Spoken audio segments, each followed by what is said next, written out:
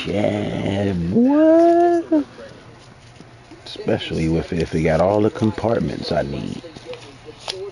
Well, ain't no if. It's going to. That's the only way I'm getting it. All my compartments. Cuz, what's going on? Do you still fuck with the music? No, you don't. Okay, not enough for you to put a booth in your shit no more, huh?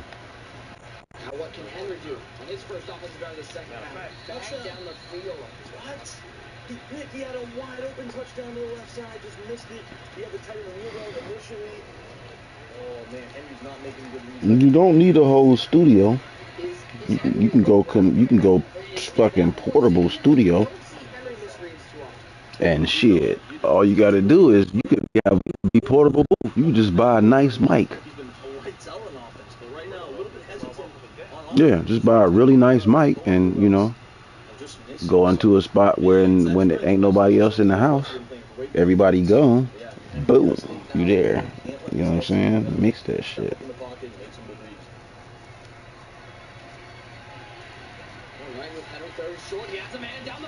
And I was just wondering if you was still fucking with it, dog.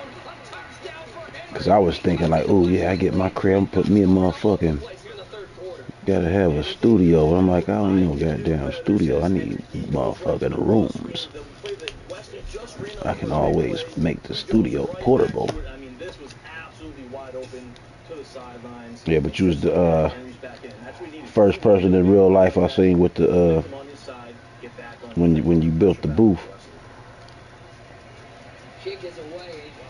Hmm. You should see dog shit. Dog shit nice. Oh my good, that shit cold. That shit cold. Not the one on Lansdowne. Cause that was well, he did finish it up, but Nip started that one though. Nip did that. Yeah, that was Nip. That was Nip's house first. And he had started getting all that built and shit. And then when he passed away, yeah. But that was a good idea.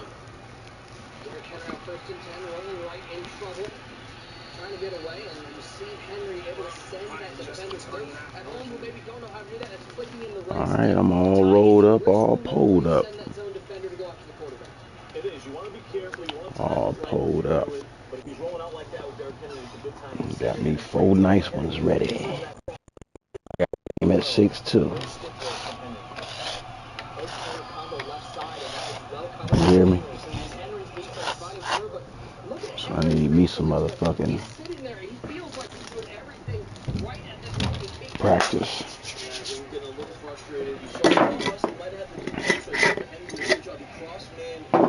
Alright, let's blaze up some of this White Widow real quick.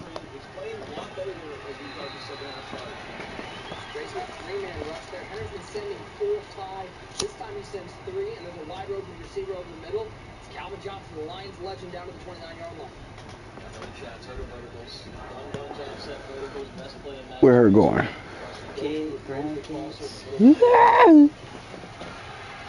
Give them hugs for me. Where y'all going? Going, Corral? Maybe. We might just go to Ponderosa. I got lazy. Like, I hate when they take them all day to, reply. Because, like, I'll text Crystal, and then Crystal was like, they with Greg. And then when I decide I'm going to stay the fuck home, then They ain't got no chicken no more. Greg come text me back, huh? My cousin said they ain't got the chicken at Ponderosa no more. What you mean? He said the chicken that be at the buffet, the wingdings ain't there no more. When they go away? She said, when did they go away?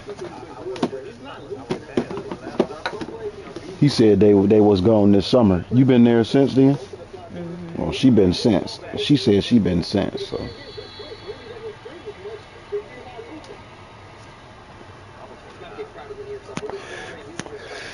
Shit, they probably ain't been able to find no more, goddamn it. It's a wing shortage. Wingdings are scarce. They scarce. Oh, for real? That's fucked up. They must not want no Negroids coming out there. Mm-hmm. God damn, I wanted to pass this to you so bad. It tasted so good just now. I hit it. Oh my Like, what are you goodness. doing? Hmm. I've been like, what are you doing? Mm, mm. It ain't on, babe. I just checked. I know. Hmm. I didn't say anything to you. Coming down on your momminess. I didn't say anything to It's you. cool. It's all good. I need you to, watch me behind me. I ain't complaining. Until you are. I ain't Like when you complaining cuss me until I'm out in the complaining. mornings. So shut the fuck up. Hmm. So shut the fuck up. Sometimes, babe, Who is you you talking to? need a Let me little, look out this way. shut up, Alright. little watch out now. A little bit of this. I'm not Jack. I'll take all 260 of these pounds. All 260 and 275. alright. I just tasted some of your perfume or something too. Tastes good, don't it? When you just went Tastes past it. like pussy, don't it?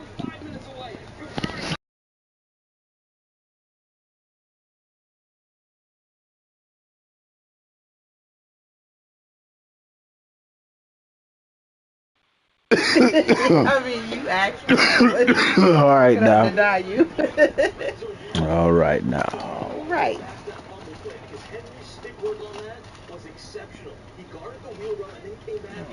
I'm ready when you ready, cuz. What you doing? Running plays? Bring your fucking hands in. All right, baby. I'm going to have a lot of fun with the grand monsters. Is that sarcasm? Yeah. Oh. I can hear. So basically, this is your community service, This real my quick.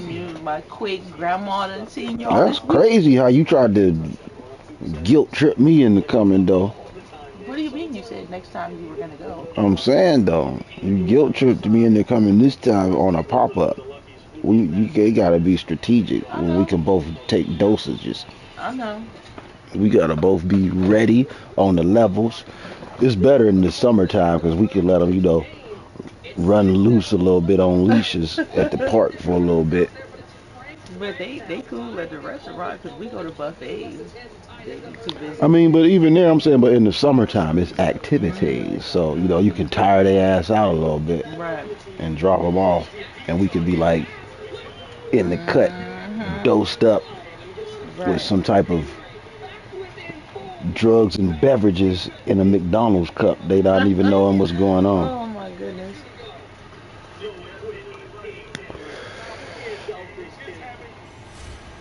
All right, let me go and get my car on. Oh, okay. All right, babe, I forgot real quick. You just eating what we had? Sweetheart, I'm going to take Oh, my shit, grandkids. right. Never mind. You about to be all right. Crazy. Hold on. Just do that.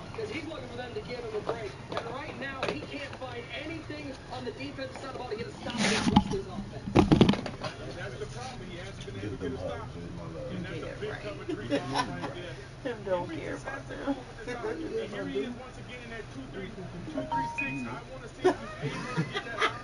What is that just you know? You just don't feel like going on the outing with you right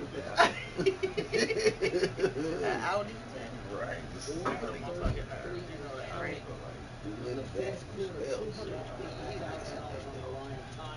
At this point, this is where the palms are getting real sweaty for both these players. Gil, what is that? To be Oh, on the fuck precipice no. of history. Yeah, crunch time, getting down to that nitty gritty. You see Henry, looks like he switched up his defense here now. We go to the 2-4-5 odd, it looks like. So Henry really Love you, baby. on defense. We have a defensive team from last year. Think of other episodes or something we need to program with. Peacock. I mean, I don't need Peacock. I got the you want to stay on Bel Air? Yes. I'm talking about a movie though. Oh, okay. You think this All right. We say cuz.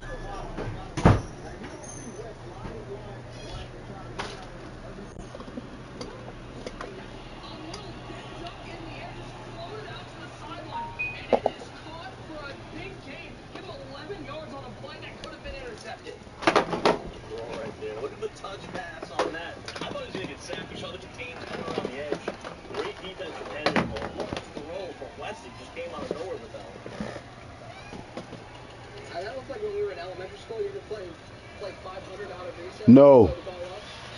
Get off of there.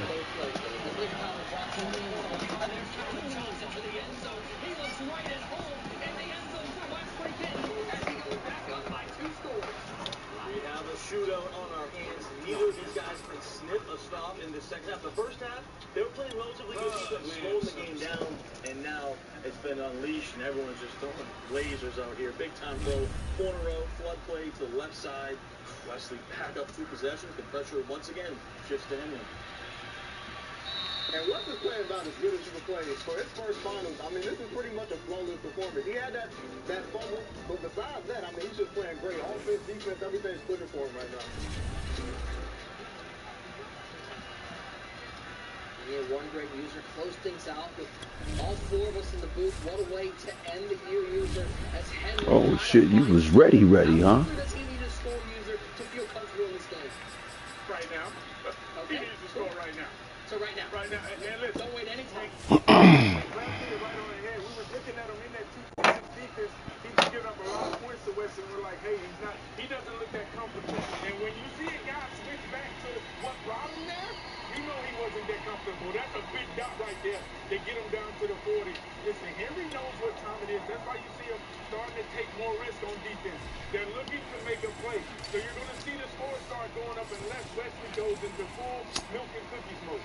EA Sports coverage of the NFL brings us to First Energy Stadium here in Cleveland, Ohio. This was the scene a few minutes ago. The dog pound in full roar as their Browns emerge from their tunnel. And they're ready to go as they get set to match up with Dak Prescott and the Dallas Cowboys. Henry's just looking to go deep pretty much every play here. You see it now. They all deep crossing routes, deep corner routes. That's how we're doing freestyle play. They will turn into a big play. Either of these guys can sniff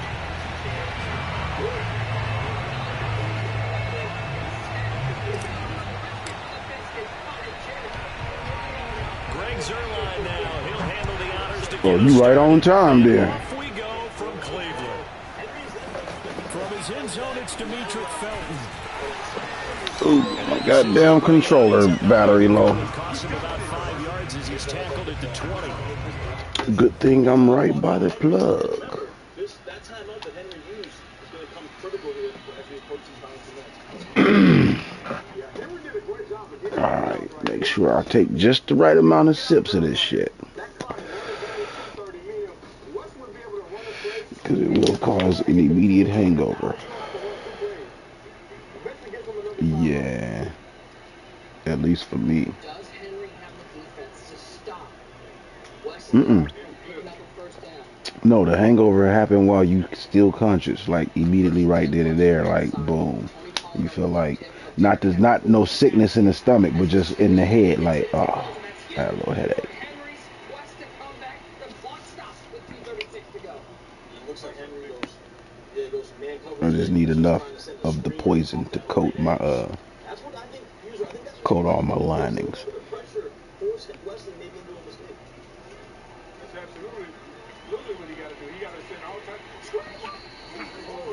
These guys on these the mutt shit is terrible. We're down in 8. Probably not going to see a snap here. The Madden, the Ultimate Madden shit, What are you going to here if you're Wesley on 30? they not terrible, but what I mean, like, it's just fucked up to me, in my opinion. Like, you get crazy players. These cats playing with fucking, I think it's Derrick Henry at QB. But like, you know, if certain players used to play quarterback in high school or couldn't throw the ball a little bit, you throw them motherfuckers in at QB, man. So this one dude, the dude that won, the current champion, he played with Derrick Henry at QB, and he played with Chicago Bears. He nuts with that shit though.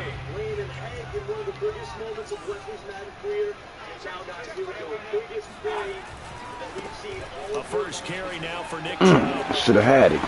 My fault. Get this one across the 30-yard line. I'm cool already, cuz. Just that 2 little sips I just took. Already got motherfucking alcohol poisoning. Otherwise, it's going to be a long afternoon. He's going to think about this critical Yeah, I'm good. 32 now. Here's 1st and 10. I don't think he wanted to call the timeout in case he does get stopped.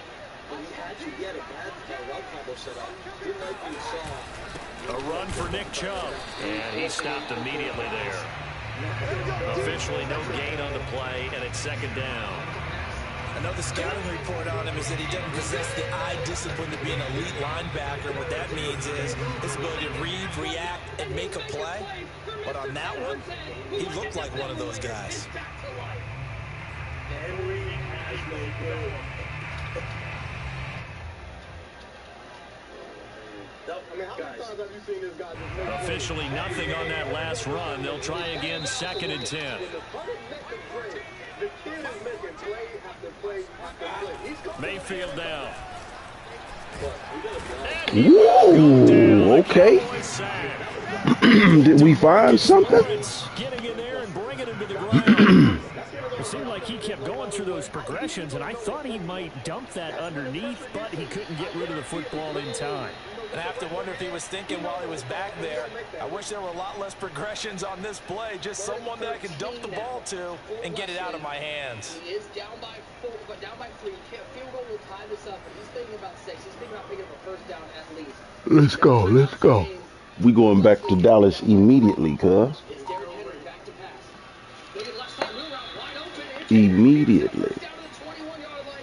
Expeditiously. This Browns offense staring at a 3rd and long now after the sack. Play fake. Mayfield rolling to his left. All right, you know what he like to do. Obviously, that's well short of the 1st down. Their opening drive here is going to result in a punt. They got 7 yards there, but not enough. On 4th down, on is Dustin Colquitt to kick this away. C.D. Lamb deep for the Cowboys.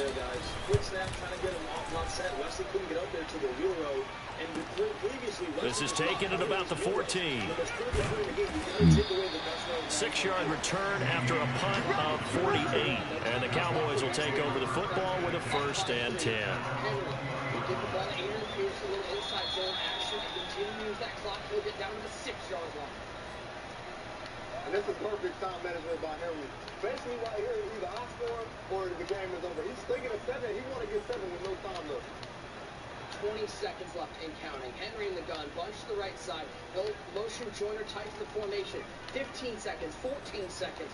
Henry will split Allworth off the bunch, rolling around with Derrick Henry. So Prescott and the Cowboys now with 1st and 10 at their own 20-yard line. Now the first carry for an Ohio native. It's Ezekiel Elliott. And he is brought down at the 22 after a gain of 2, and it brings up 2nd down. Well, any lane that might have been open there was closed pretty quickly, and that was because the defensive front, they won that battle at the point of attack at the line of scrimmage. They used great leverage, held their spot, and stacked him up.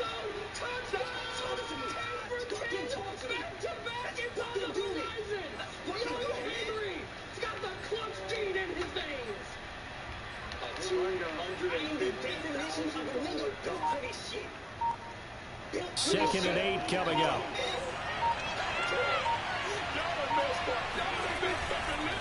A give to Elliott running left. And they'll take it Good shit, down good at shit, the good shit. 31-yard line. And that's a run that'll energize an offensive line. They'll take that one all day long. Fundamental breakdown by the defense. You've got to be able to make plays on the edge.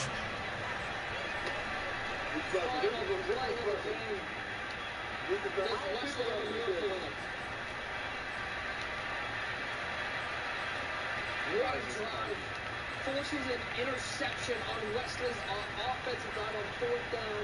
A short field. He uses the clock like a maestro. Took 4 seconds. So after a good run by Zeke, another 1st and 10. And to give this time to the tailback. The linebacker, I appreciate it. Koromoa on the tackle.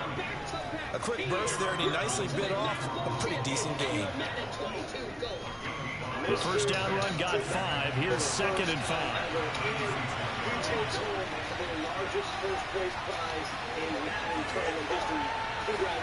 They'll try to throw now. Prescott. Throwing for his running back, and he's got him complete. That might feel like a little bit of a lost opportunity there for the offense because the defense brought pressure that time. And sometimes against that, you can get out to your running back, and it can turn into a big gain downfield. But what a nice job they did getting to him quickly and holding him to a short gain.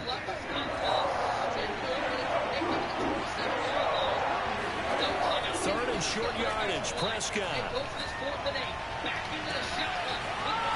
Throwing left side, it's complete. Touchdown, Cowboys. Tony Pollard, 62 yards. And the Cowboys have taken the early lead. So on third and medium, they dial up the pass and it Nice. Thread the needle on him there. To me, that's a throwing down in the NFL because of how tough it is to run the football.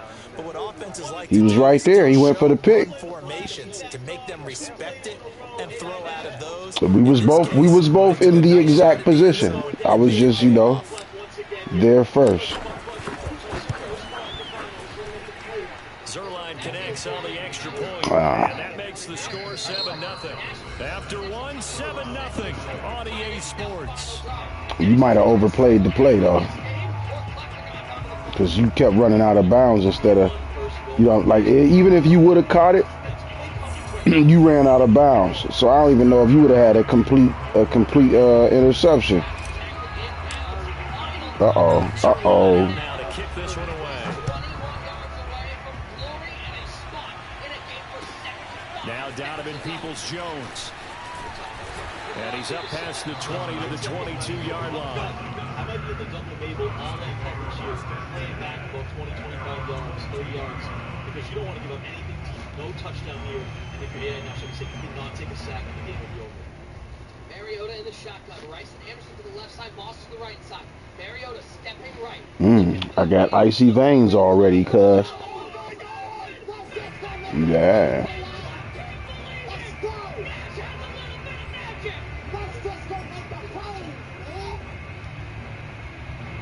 The Browns drive about to get started. They'll be looking to match that touchdown from a moment ago. 7-0 is the score as they begin with a first down. And he'll take this for about 4. Second down coming up. Well, you don't turn your nose up at a gain of 4, do you? They'll take that on first down. Playbook's got to be pretty well open on 2nd and 6.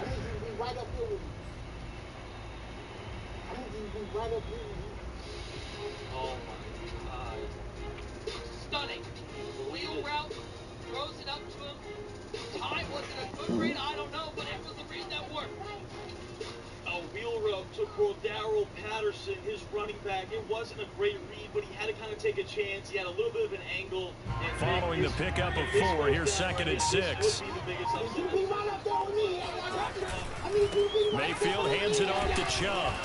And he's going to lose yardage and be backed up to the 25. It'll go down as a 2-yard loss, and it brings up a third down. Some of these play calls, I think they're a little conservative, but you know me, because it's easy The hell happened right there? and make all the calls and think I'm going to be correct. Took his head off. See them open things up, because otherwise this defense is just going to gang up on the run and shut them down.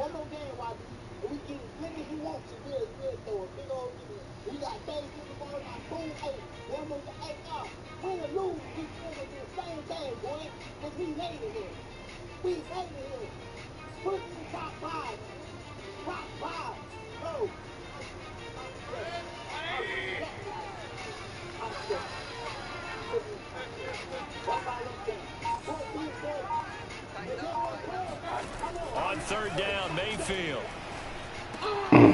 That's into the little tighter. Jones. And he's going to have a Browns first down as they're able to get the third down conversion. That's a play that'll likely be forgotten when you talk about big moments in this game.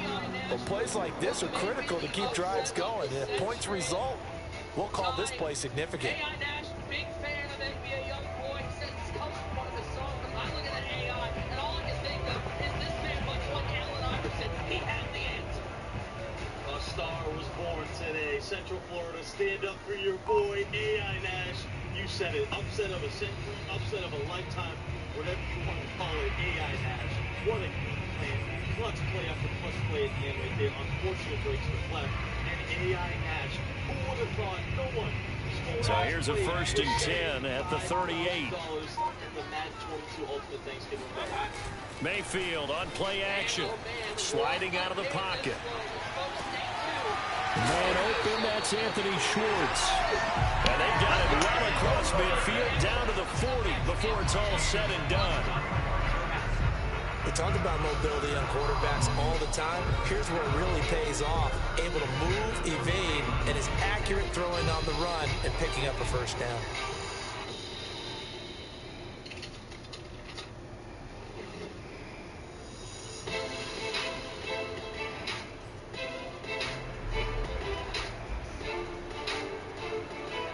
So from Cowboy territory now, here's 1st and 10 right at the 40. And now Mayfield on the bootleg. He'll buy some time right. Good shit. By Austin Hooper. And he's got this down almost to the 20 before he's dropped.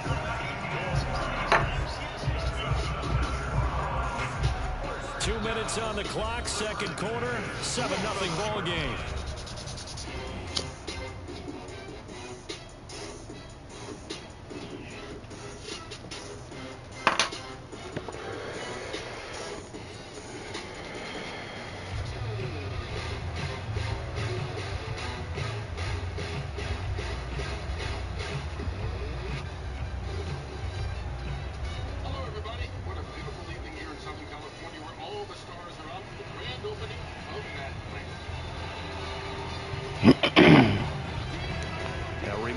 Coming up in a couple of minutes' time, we'll pay a visit to Jonathan Coachman, the coach in our EA Sports studios.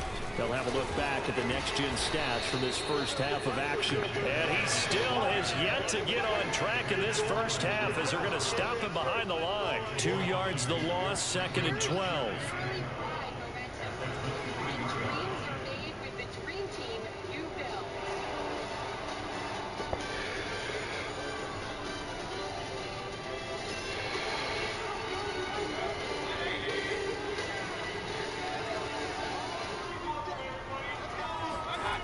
Play action now. Here's Mayfield. Out to his left. And his throw's going to be incomplete. That was an interesting move there because as soon as he got outside the pocket, I thought he was going to take off and run for yardage. But what often happens now with these quarterbacks who can move, defenses want to try and keep bodies in front of them. And I think that discouraged him from taking off and made him try a pass downfield that fell incomplete.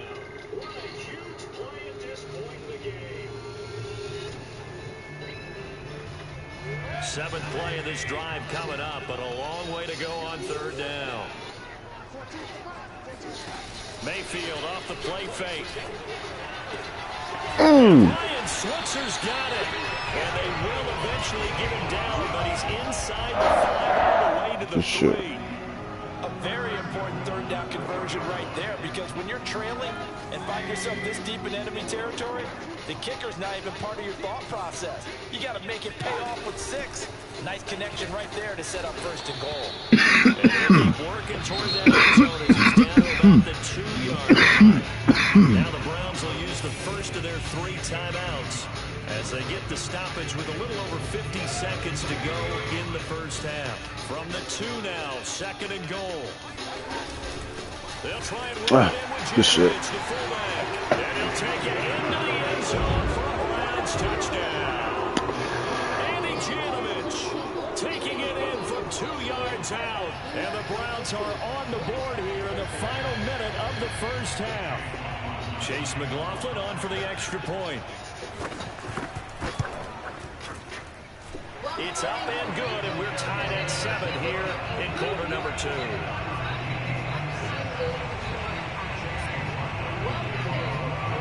So all even at 7 now as they kick it away. And that'll carry over the back line of the end zone for a touchback. I said I was rooting for an upset alert. You also said you were rooting for one as well, but I feel like you were trying to reverse jinx it, user. So, about set for this next drive by the Cowboys offense. And with a little under a minute to play, they may be looking to pick up some yardage here, maybe try and come up with a field goal to seize the lead before intermission.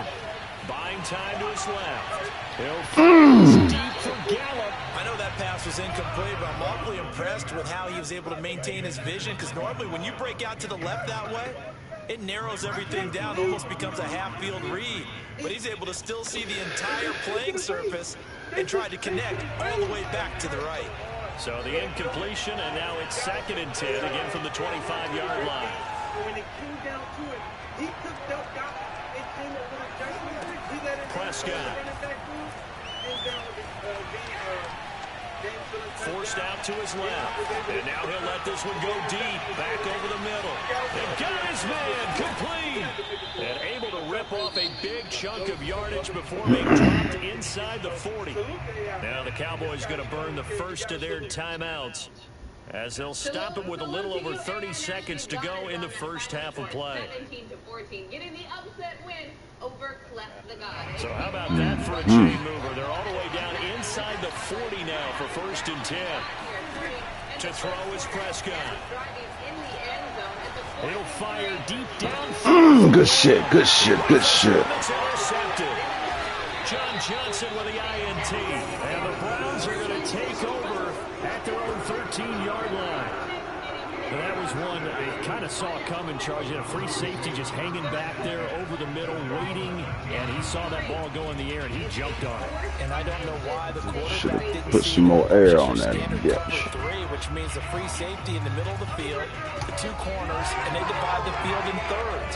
But when you have a free safety with range, like a good center fielder, he can go from side to side and make plays on the football as he did there. Then he throws all the way down to the 1-yard line. Then, just a few minutes later, The Cleveland offense ready to go. And we'll see how they want to play this. Just a little over 20 seconds to go. Got an open man. That's David Njoku, the tight end. Now the Browns signal for the second of their timeouts, as they'll stop it with 17 seconds to go in this first half of action. This is wild. Who would have thought this would have happened? The number 20 guy who got here was kind of a no-name player versus the guy with some of the most experience in the game, left to God. But he got it done. Let's go ahead and bring in the winner, AIU. You still shook. Welcome in. Congratulations on the dub. How you feeling? And just a yard to go here on 2nd down. From the gun, Mayfield. Flushed out right. Nothing open downfield, so he'll throw it away. To this point, I've been impressed with the work defensively. They have not allowed a lot of receivers to run free. And there's another example, another incompletion. You know, it was epic fashion, a game that will forever be remembered. But guess what, my guy? The job's not finished. Have you ever played Euro before? What are you thinking about this matchup? They tried to throw on 2nd down, unsuccessful. Now it's 3rd and 1. This time they stay on the ground. And they will bottle him up behind the line, and now will they use a timeout? And they're going to take a timeout defensively. So with 4th down coming up, they go ahead and burn it and say we'll see what happens. Here's Dustin Colquitt now, as he'll punt it away for the 2nd time. We don't care. We win 3 by 2 by 1. This is away, and a very good kick angled for the sidelines. And this punt goes out of bounds, and it'll be marked inside the 40. Is it to completely shut him down on the offensive side of the ball, or is it to play incredible defense?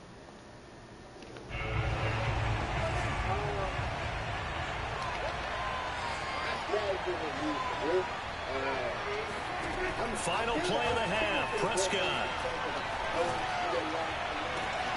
And he is caught by Lamb. And he takes this one down almost all the way to the 30. Time for a break. We've hit halftime. 2 quarters down. 2 still remain. We step aside. This is the NFL on EA Sports. Final adjustments being made in the locker room. We're just about set for the second half from Cleveland. And to bring it your way, we go back up to Brandon and Charles. Welcome back. Charles and I settled into the booth, ready for quarter number 3. Set and ready to go for the second half. 1 touchdown apiece. 7-7 our score. Well, certainly not what they wanted out of the locker room here as they'll start defensively at the 40-yard line. I feel like I'm the most battle-tested left. You know what I'm saying? Because I had to come. I just got finished playing one dude. What's up? And not only just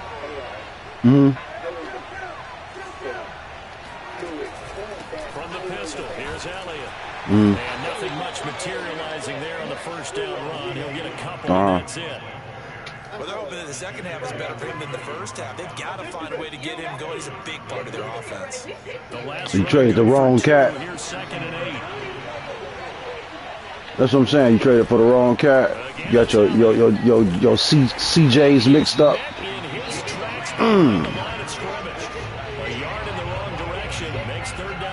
So you ended up doing better than what you wanted to, though. They have not given up much of anything in the run game. Case in point, right there. Oh, okay. Yep. 3rd down now. Oh, okay. That's cool, man. How things have gone for them, just nowhere to go on the ground and struggling to put up points. Oh! And that will be incomplete. So stop. I ain't even have to fire it. I should have. Just what's needed in a tie ball game. They had a good chance to build back some momentum on the defensive side of the ball. In fact, what they've done is give their offense a nice push in the back as they get ready to take the field. Dak and the offense still out there. They are going to go for it. And now a timeout called defensively by the Browns. It's just their first, so 2 remaining as they burn one here in this 3rd quarter. Evan Ingram keeping the drive alive, then goes on for an 11-yard touchdown pass. And a tough ask here. They're going to go for it on 4th down and 9. They're indeed going for it. It's Prescott. This ball's tipped and intercepted. Picked up by Jeremiah Owusu-Koramoah. And he takes this one back into the end zone. The Browns defense has a touchdown. Side. It goes without saying, but I'm going to say it anyway. That's a ball he would like to have back, and it lands right in the lap of the defender from there. He doesn't have very far to go before he gets to the end zone, and he got there in a hurry. McLaughlin now to add the PAT.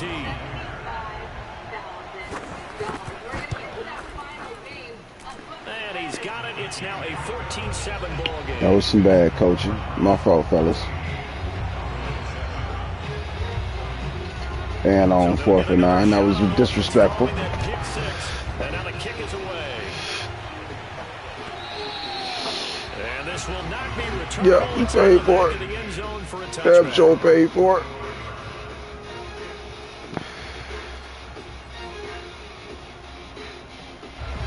About set for this next drive by the Cowboys offense.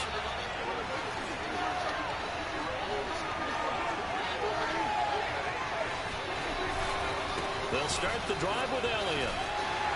And he's upended after a gain of 2 out to the 27. You know, despite the scoreline, I think they've got to like where they are here. They're on the road and just one big play away from getting right back in this game. I'm going to follow right along with you because the spot they're in now is a credit to their defense. They've kept them in it by making the plays that they've made, and that just means you're one big score away from being right back there. Now the question is, can this offense step up and make that play? Because that's been an issue for them in this game. From the 27, Prescott. Got it open, man. It's Michael Gallup. And they get him down, but not before he takes it across the 40-yard line. You can see the time and effort and thought that they put into their passing game because it was evident right there. It looks like a simple pitch and catch, but you and I both know that they have planned for this and worked hard to make it happen. And he's going to take this across the 50 into Browns territory. A nice run there, 9 yards, and it'll be 2nd down. Running lanes were at a premium in the first half, but he's able to find some room there, and he's hoping that that's a precursor of a big second half. On 2nd down, Elliott. He told me where to go, too. I ran too fast. Folded like a lawn chair. He winds up giving a yard back there, and now it's 3rd and 2. They'll try and run for it with Elliott. Elliott trying to work his way forward, but it looks like he did not make it. Nothing doing on 2nd and 3rd down after that 9-yard gain on 1st.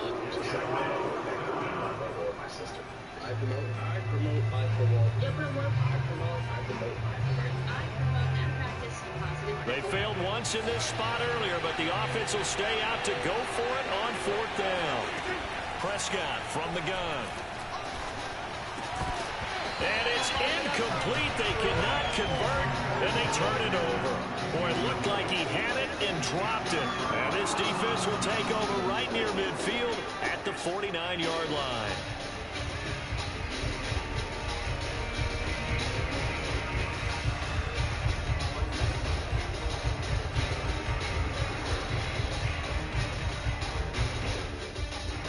The Browns drive about to get started. And a tight game after punting last time. See if they can get something going on this drive. As they head to the field now, with the game this close, you've got to feel there's a sense of urgency for them going on offense right now. But they have to do it without letting panic creep in and affect their play.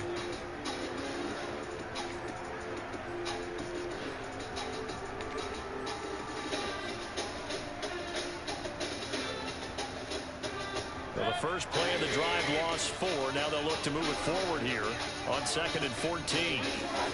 They go play action. Mayfield. This is the tight end, Njoku. And he's way down into Dallas territory inside the Cowboy 15. Big play that time for Cleveland. Every defensive staff harps on limiting explosive plays. Job not so well done there. Yeah, they talk about it all the time. A lot harder to stop, though, isn't it? And when you think of an explosive play, most offensive staffs define them as passes of 20 or more yards and runs of 15 or more yards. They went zooming past that number there. On 1st down, they'll run with Chubb. And this has been a familiar sight all afternoon as they stop him behind the line. They'll lose a yard there, and it's 2nd and 11.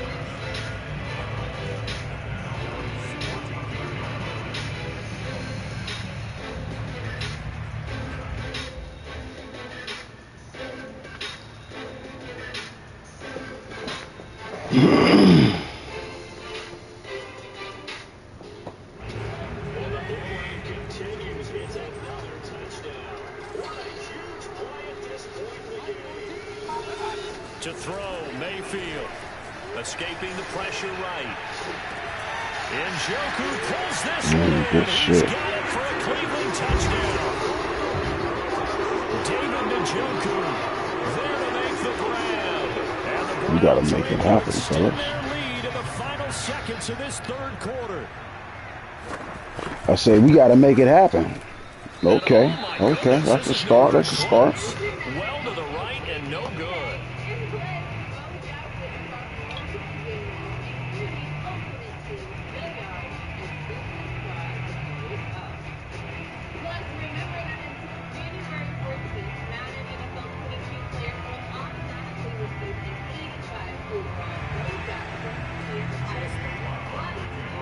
So with the missed PAT in his rearview mirror, he goes back out to kick this one off. Pollard elects to keep it, and this will come out to the 25-yard line.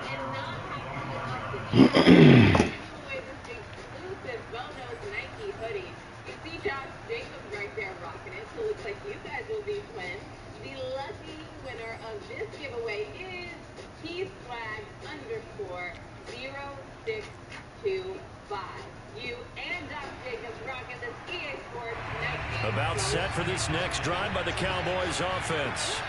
And last time this unit was out here, costly turnover, and then that turned into 6 points. Good shit, cuz. Third interception. Picked up by Denzel Ward. And the Browns are going to get the football back as time will run out in this 3rd quarter of play. So it'll be a change of possession on the turnover when we get back. You are watching the NFL on EA Sports.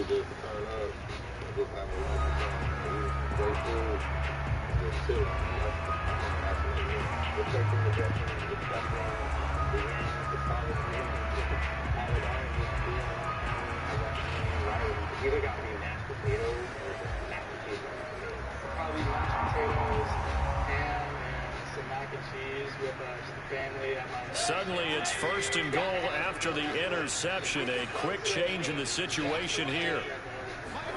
Following the interception, Mayfield. Looking end zone, but it's incomplete. I think he's got to be careful not to force anything into coverage right there. There weren't really any throwing lanes, but the best part for him, he's got 2nd and 3rd down to fall back on. Here, what everybody likes to eat on their Thanksgiving plate, but Thanksgiving, as we know, is the time of family, football, and of course, lots of food. Another shot from the 9 on 2nd and goal. Thanksgiving is a day that requires hours and hours of preparation. A fact that is not lost on our very own. Now Mayfield. Blitz coming, and down he goes. A lot of tired bodies on that field, but this is a big play. 3rd and goal. Throwing, Mayfield.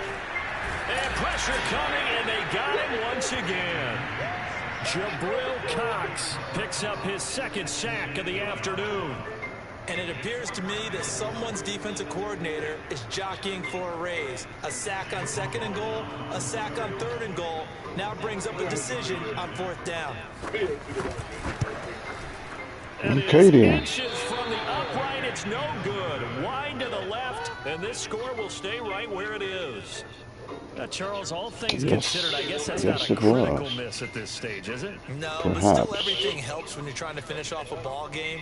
And you're right, not critical in terms of the scoreboard and the team, but the guy with the golden foot, he knows he's only as good as his last kick. Oh, my goodness. That's game, cuz. Let's go ahead and get to another one before my opponent hit me up. He said he on his way home. You hear me?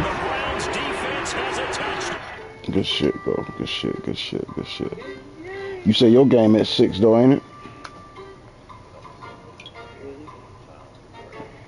Oh, okay.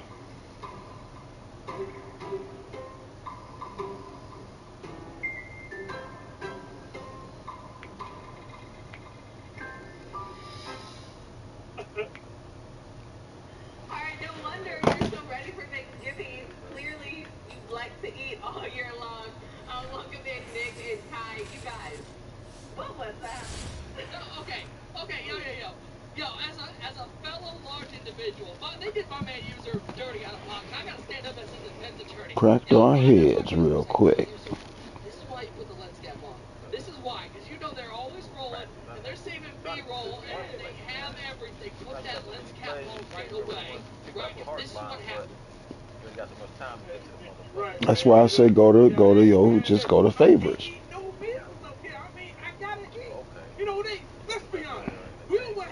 No, it's just you, huh? When you hit the one, whenever you got make a play that you like and you put a heart on it, it becomes a favorite play. So all you got to do is go to favorites instead of going to a formation. Instead of going to where it say formation, it's a thing that say favorites, and then you just go to all your favorites.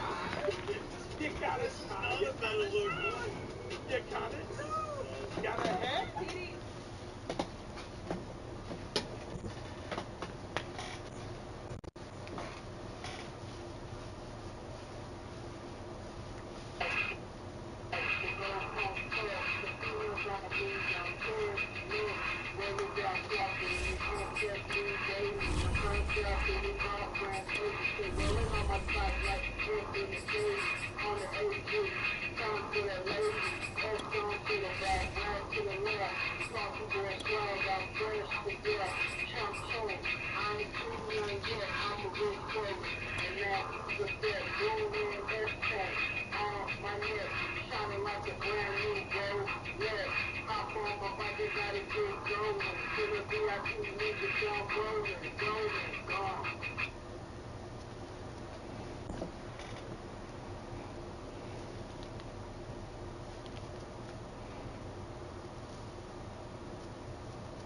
going on, guys? Welcome back. Pigeons 420.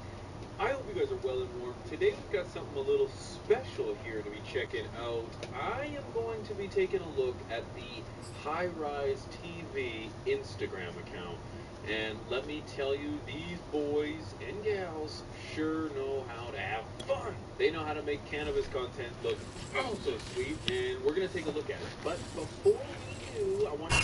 Sports coverage of the NFL brings us to First Energy Stadium here in Cleveland, Ohio. The folks here in Cleveland, even though all the Let's go, fellas. Redeem yourselves. Redeem yourselves. Guys, and we got evidence of that a moment ago as the Browns made their entrance. They are ready to do battle with the Dallas Cowboys. We are all on file. He'll handle the honors to get us started. And off we go from Cleveland. Take it in at the 3. And he'll take it a yard or so past the 20, call it the 21. Let them know we sent you. Don't blame me for losing a few hours of your life down the rabbit hole of what is the High Rise TV Instagram page. They are full of quality content here, just right, with cannabis, fun, laughs, and just some great all-around footage. Whether it's videos, whether it's pictures, these guys here sure know how to make it look fun, and they sure know how to make it look good. One of my favorites right off the bat is this. This is the mini Stuntin', the new compact. What do you call this thing? Like the gravity ball almost? I'm just reading their post, and what? These guys know how to make it look good, man. Look at this. You got a nice fireplace in the background. You've got the original, followed by the mini. And these guys with the nice, uptight, close shots, looking oh so sexy. If you didn't know, we had these guys over on From the Stash podcast as guests. And boy, what a great time it was listening to these guys speak. Because these are guys that have been in the industry for a little while. They bring their skateboarding antics and cinematography over to the cannabis industry, and they sure know how to captivate one's attention. This is a beautiful photo. I really love what they did here with the fireplace in the background. I believe that's fish. Is that fish? Taking a massive rip off this thing, and it looks like a lot of fun.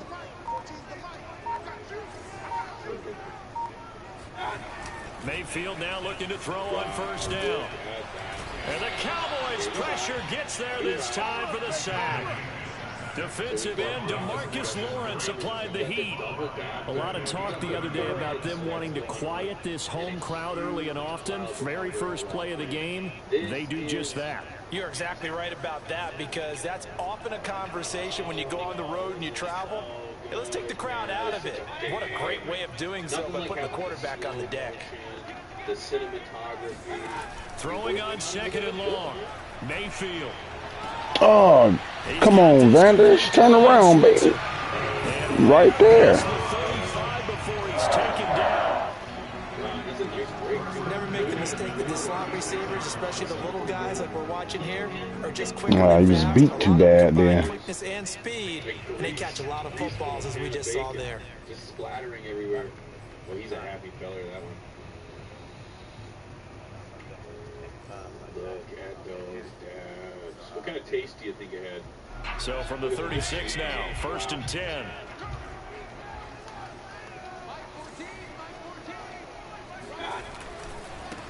First carry for Nick Chubb, and he is met at the line of scrimmage, and he goes down right there. No gain on the play. It'll be second down.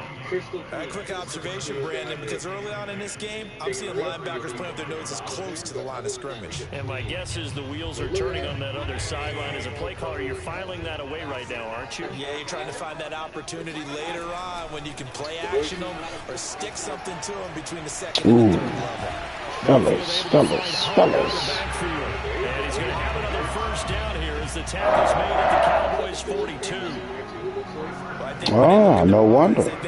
My nigga. Weapons everywhere, and they want to move the ball around. They want to spread it to different people, but you absolutely know they want to get this man involved as well, and that's what they just did on that play. So from Cowboy territory now, here's 1st and 10 at the 42-yard line. Handoff comes to Chubb. And he's able to carve out about 6 there, down to the 37. All right, Brad, I know we're in the early going here, but those kind of runs, they're going to open up a world of opportunities for this offense going forward.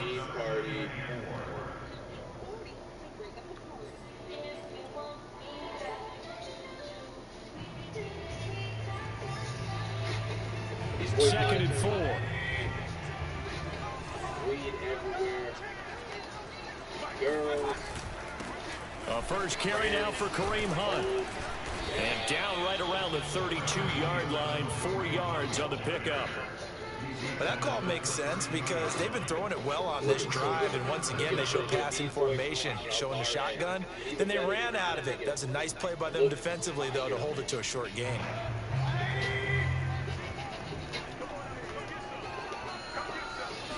Mayfield going to take it on the sneak.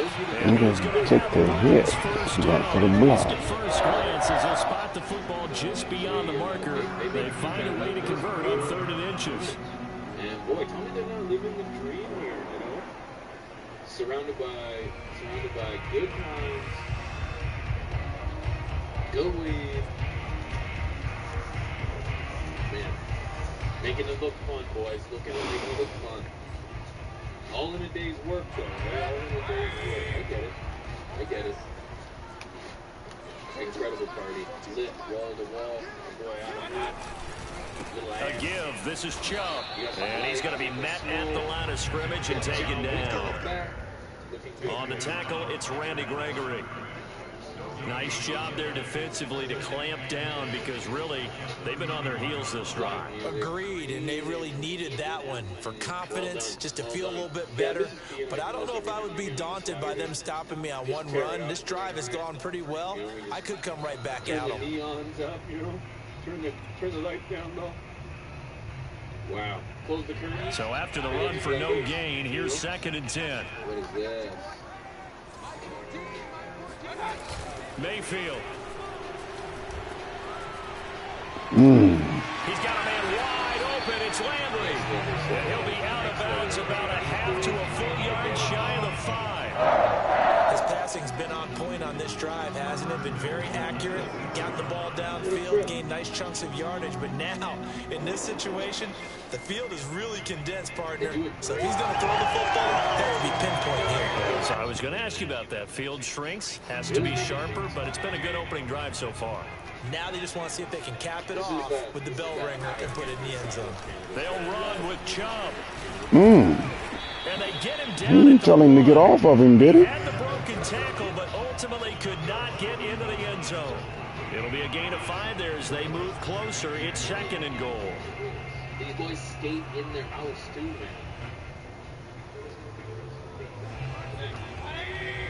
Wow, totally cool, man. Totally cool. They held on to it. They'll run. Oh, y'all ran passing, fellas. Touchdown. Punching it in from a yard away. And the Browns take it right down the field and score on the opening drive. Here we go. My nigga. And his kick is no good. An inauspicious start here. 2 field goals, fellas. This one stays a 6-0 game. It's a totally different game.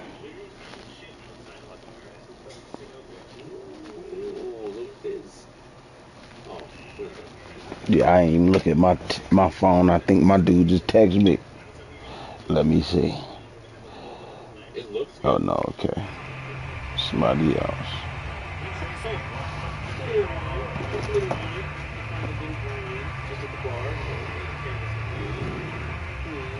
Now he's back out there to boom this one away, maybe with some frustration after the PAT miss.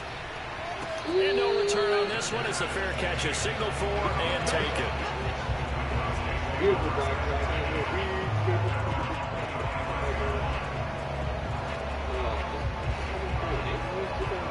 have to check out their Instagram page, man. I'm telling you, you guys are going to be just inundated with quality cannabis content, man.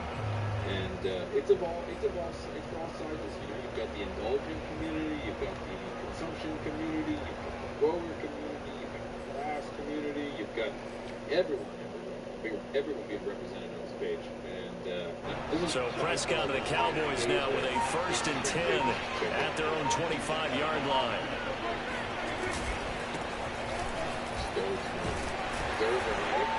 They will get 4 yards here on the 1st down run, and that'll make it 2nd and 6.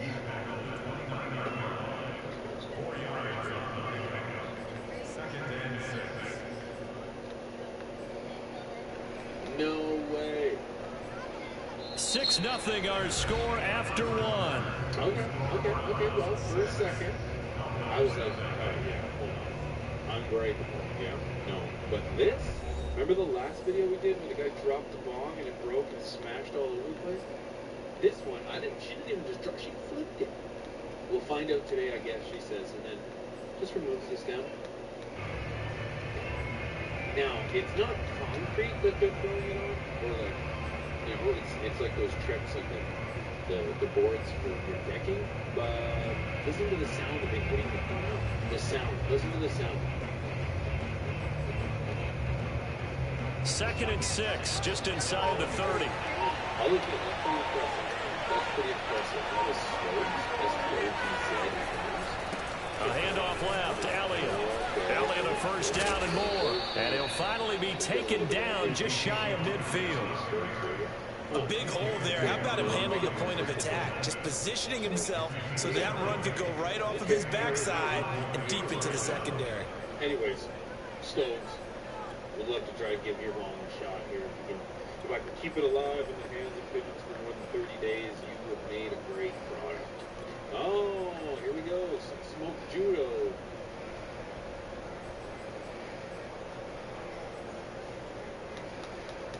See, not only are they professionals, but these guys are also highly trained.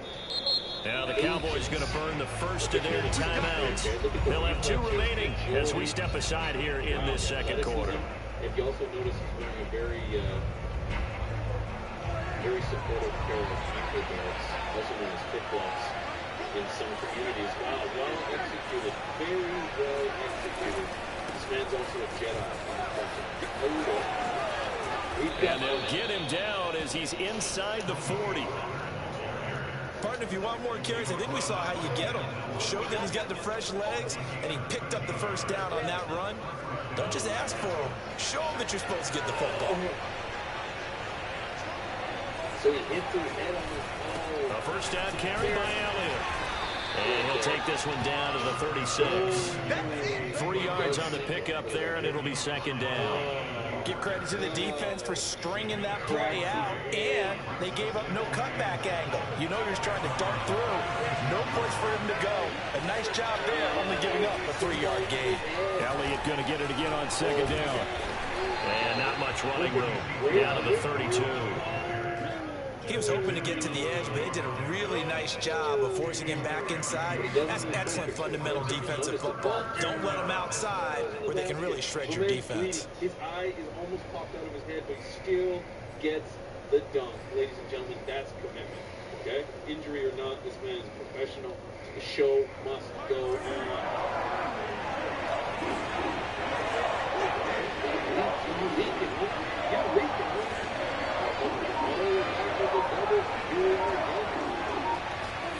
Prescott from the gun on 3rd.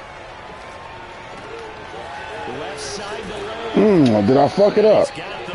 Okay. No, I got it. Damn. And that one was a lot of fun right there because that was the game within the game.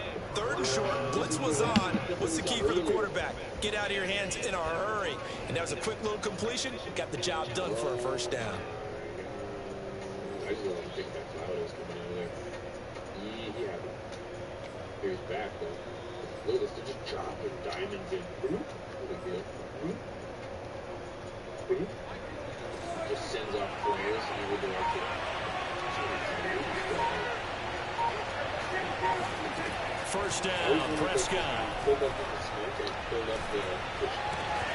Looking for Cooper, that's complete.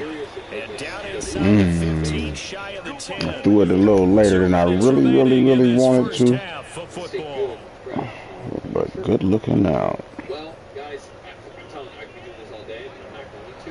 You guys can check out the over on Instagram. Let them know what sent you. Let's get them to 100,000 followers. They'll run on first down. Elliott. Ooh, okay. To the end zone for a Cowboy touchdown. Me too. Ezekiel Elliott. But he ended up being a blocker at the same time. And the Cowboys are now just an extra punt away from moving in. But you can tackle through him sometimes, you know what I'm saying? Zerline good with a PAT. And they take the lead here at 7-6.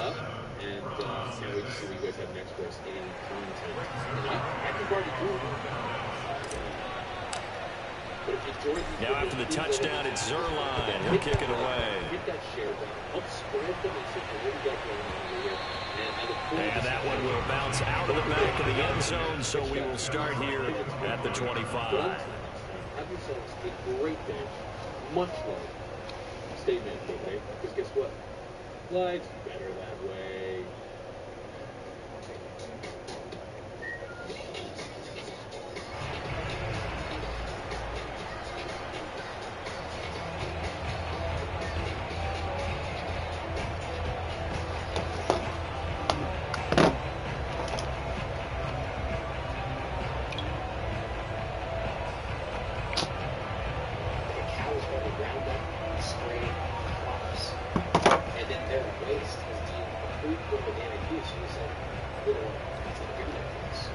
The Cleveland offense ready to go.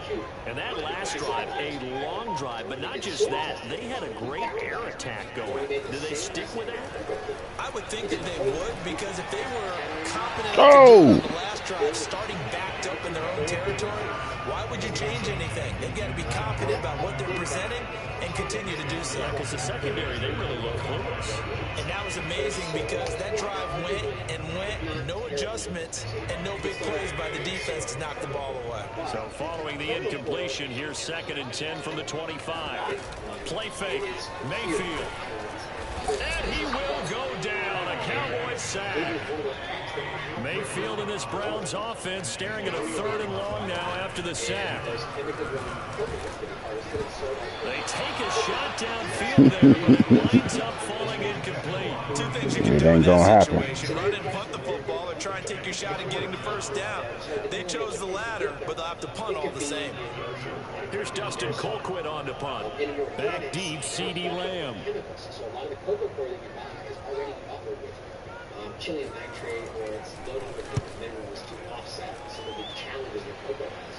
And so an organic soil company, Lamb to return it. It'll be a 51-yard punt that time. And the offense will take over with a new set of downs. We talk about organic growing. It's important. It's just like the soil is going to be the derivative of the pH, not the water. So talking about it every day is not as important, right? You can't change it. About set for this next drive by the Cowboys offense. And now with still more than a minute to go in what's been a tight game, you figure we'll try to see them move the ball downfield. And remember, they get the kickoff to start the second half, so this is a golden opportunity for them to go down there and put up a couple of sixes back-to-back. What a momentum swing that would be. Yeah, you might be able to get a 2-for-1 without ever even giving up the football. After the pickup of 5, here's 2nd and 5. Prescott now. Ooh, all right, come on. Yeah, that was dangerous than a motherfucker. Receiver coaches preach to their guys all the time. Separation, that's what's going to make the play successful. That time there was very little, and I think they were actually fortunate that it was only knocked away and not intercepted. Looking to throw. Prescott. Oh. For Cooper, and it's intercepted. Good D, good D. Picked off by Greg Newsom. And the Browns are going to take over here up near the 40. Before we came up to the booth, Last thing he said as we were walking off the field, want to play mistake-free football. Well, that just went out the window there with a pick. And do you remember what you said to me when we were walking up to the booth after he said that? You're like, oh, fatal last words. Every time we hear that, things tend to fall apart a little bit, and that's what we saw there. Didn't get enough on that throw, and it turned into an interception. Rolling to his right. He'll get this one to Switzer. Now he's going to get this all the way down inside the 35. Now the Browns will use the first of their 3 timeouts as the clock will stop with 37 seconds to play in this first half. So using it is not sustainable. Where here in the United States, we get it from Canada, and the Canadian PMOS Association has a very tight lock. To the point where from the 34 now, here's 1st and 10. Restricts what we can produce. Last year we got about 10. Here's Mayfield. And we're slated to get to over 20,000. That one is caught by Hunt. And he'll go out of bounds inside the 15-yard line. Yeah, big play there. When you have a running back that you can use like a wide receiver, when he has that kind of versatility, you do as they did there. Get him out of the backfield and give those defensive backs something else to worry about. Look at it. Either way, none of them are sustainable. Here's a 1st and 10 at the 14-yard line. Ways to do that. From the red zone now, they'll look to throw. Eluding the pressure right. Into heavy traffic, and it's intercepted.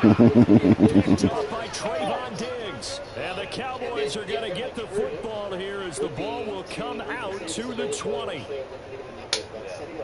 Only recycles cardboard and that way you have kind of a lesser nutrition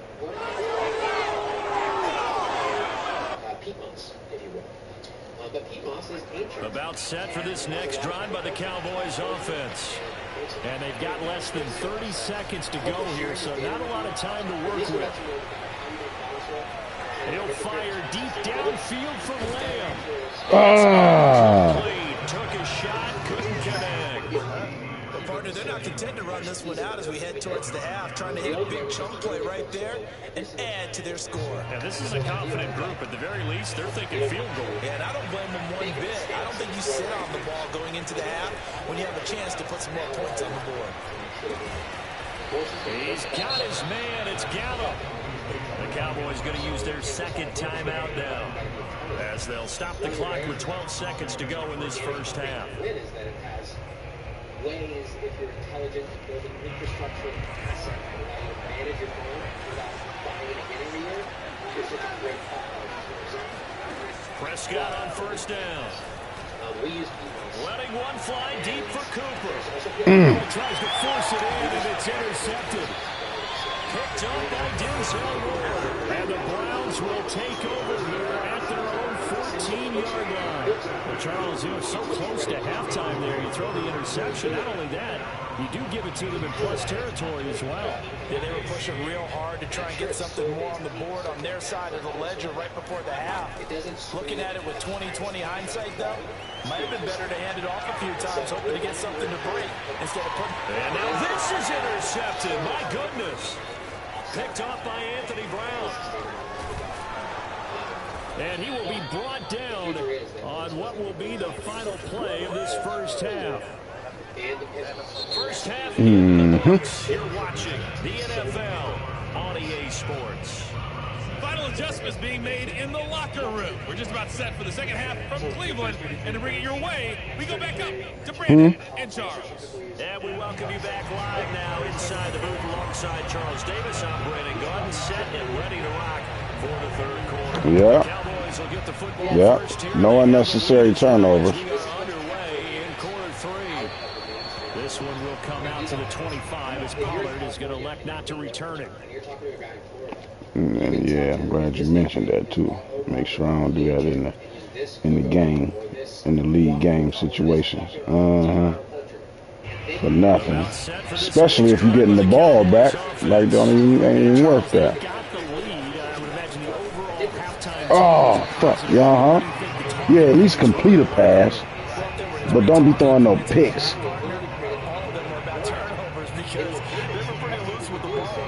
Lead could be even bigger. I don't think that they overly harped on it, but I think they told them, guys, if you want to keep calling those plays that are exciting, you got to take care of the ball. Otherwise, we may have to dial things back a little bit. And a nice run past the 30-yard line there. 53 yards rushing for him now in the ball game. Well, you certainly have to give a little credit here because they're playing this game now at their pace. This is ball control football, sustained runs, taking their time and making it work. Now Prescott. And he's able to hook up with Michael Gallup. And he will have a Cowboys first down as they're able to get the third down conversion. I think it all came together there. In-breaking route, drove it with excellent pace.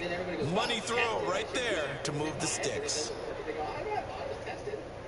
Well, tested for what? It's typical, like the local compost, for instance. There is so much compost around. I would love to do that because they don't really great that would compost. But when you get it tested for the capacity that is maybe 10 times the phosphorus level, sodium. They'll go with Pollard here on first down. And this one's going to go the wrong way. Losing yardage back at the 42. 2 yards the loss, 2nd and 12. Well, we saw a lot of negative plays that resulted in plenty of lost yardage in the first half, and that trend is continuing here. So the first down run lost a couple. Now they come up 2nd and 12. Prescott to throw it. Completes it right side to Cooper. And they're going to have another first down as he's going to be tackled at the Browns' 41-yard line. And a good quarterback facing zone coverage. If he has just a little bit of time to survey the scene, that's what's going to happen. No doubt about it. If there's no pressure, he's going to continue to pick them apart because he'll have all that time to find someone open downfield. You can only cover for so long. So maybe they want to go to a zone blitz scheme, get a little bit more pressure. Remember when Carolina did that against Denver? They lost the game ultimately. They dropped the defensive end out, and he ended up with an interception in that game in Super Bowl 50. Maybe some sort of scheme like that to try and get more pressure at the passer.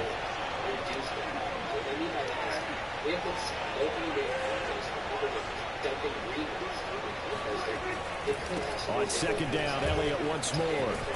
And this time not quite to the 30, only down at the 31-yard line. Looks to me like maybe there's a little attrition setting in with this drive, because when you see that type of a run, I get the feeling the defense gets a little bit tired. And that's the last thing they need, especially when they look up at the scoreboard. And he's going to get this one down to the 30. Just a yard on the pickup there, and it'll bring up a 2nd and 9. Yeah, things were pretty stacked up there in the middle of the line. A lot of bodies, not much space. I think ultimately he was fortunate to get anything out of that run. They'll try to throw now. Prescott.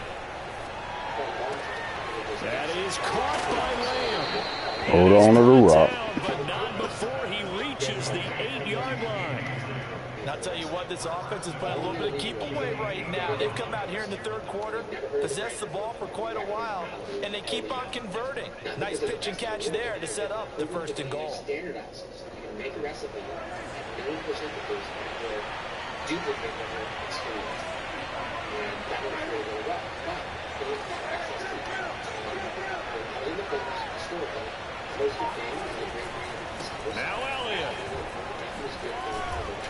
Okay, knock me forward, baby. 2-yard line. He'll get 6 on the ground there, and it'll be 2nd and goal coming up. And there we saw one of the downsides of blitzing during a rundown, because sometimes you get out of your gaps. You don't fit the run quite as well because you're headed towards the ball carrier with abandon. So I guess what I'm trying to say is you don't always need a lab. From the 2 now, 2nd and goal. Now here's Pollard. And he pushes forward but comes up short of the goal line as he'll get a yard down to about the 1. So they'll get a little extra time to come up with his 3rd down play as we've played 3 quarters. You're watching the NFL on EA Sports. Yeah,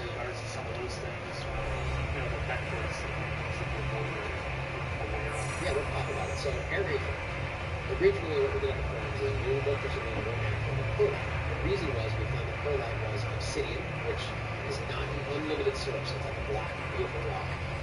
And they mine it, and then what they do is they run it through a factory with a lot of energy to A lot of tired bodies on that field, but this is a big play. 3rd and goal. Elliott. Oh, good fucking tackle. Damn, yo. Back to the 4-yard line. And a loss of 3 to bring up 4. And in this situation, a field goal doesn't help you a whole lot, but I think you've got to take it. Because He ran through both of them blocks. But we also know the offensive coordinator's in the head coach's ear, trying to talk him into going for it right here.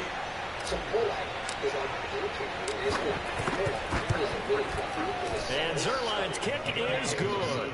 And they bump the lead up to 4 now at 10-6. Well, he was a spectator for much of this game. This is his first field goal opportunity of the entire contest, but he's able to connect. Yeah, he had a pretty good seat to this one, didn't he?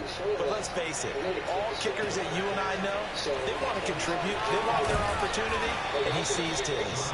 And he will be brought down here inside the 20. Good coverage as he's dropped at the 17. And it doesn't lend itself to keeping without action for a long period of time. So we were wishing to get away from that for a number of reasons. Not sustainable, not really a real mineral, like it was pumped up, even though arguably it has a lot of air, like it has some huge benefits to soil. But what started to come out in the forms was lava rock. It's very porous. It's a microbial combo. It's made from the minerals. And where's good food made in the world?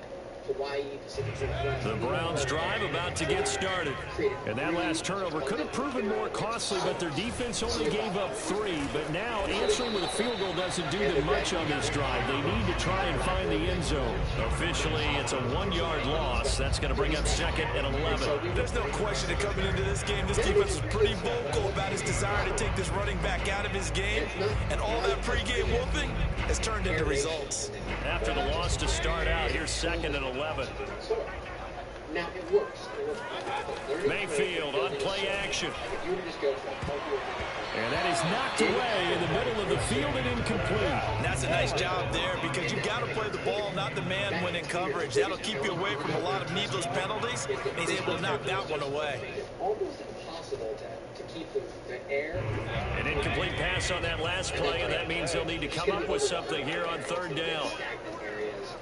That's why potting soil is mimicking the native soil, but to be in a container has to be different. Mayfield looks to throw. We put some lava rock in the bucket of water. And this is caught. I think he got that with one hand. And way up past the 35 before he's taken down. And here we are in the 4th quarter, partner, to watch him drive for what would be a go-ahead touchdown. And you and I both know this is where you need a quarterback who can keep his cool back there. Not just for himself, but to keep the rest of the team relaxed, too. And Ryan Switzer's got it. And he'll have it past midfield almost to the 40 before being taken down. Tell you what, he's been able to put the ball in some tight spots all game long. That throw, no different. Yeah, a lot of people call it a gutsy type of a throw. I think he looks at it as, I can do it, so it's not that big of a deal to me. I'm going to keep firing. On 1st down, they'll run with Hunt. And he's going to take this ahead for right around 3 yards, but no more than that. 2nd down. Just not a whole lot of room to operate there on that carry. No, not at all. They did a really nice job staying in their proper places and not allowing any lanes to open up. On 2nd down, right back to Hunt. And this time they were waiting for him as he'll be knocked down before he can get back to the line of scrimmage. Now they're staring at a 3rd and 8. That last play backwards a yard. Let's use like 10 or 15% of that as rice balls. So worst case, we saw They go play action. Mayfield. Oh, why you put the fuck? What the fuck? And they'll have it in the red zone before he crosses over out of bounds. The kind of game he's had so far, you had to know that on 3rd down, that they would be looking his way, and they did, for big yardage and a 1st down. I think the defense fell asleep at the switch on that one.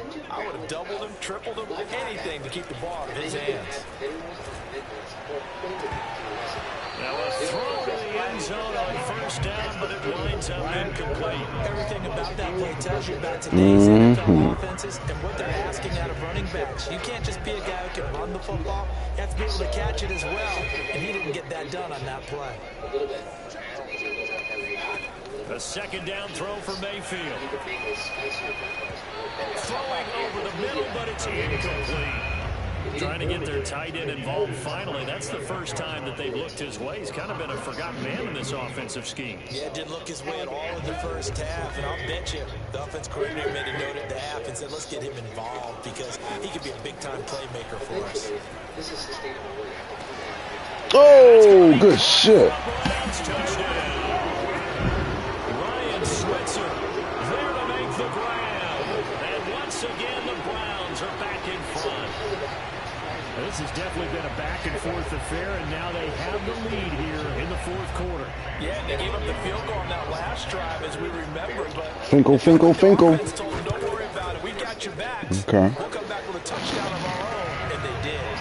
The extra point by McLaughlin is up and good, and that gives them a 3-point lead. Following the touchdown, here's McLaughlin to kick off. And a fair catch signaled for and taken successfully. I'm about to go pick it up.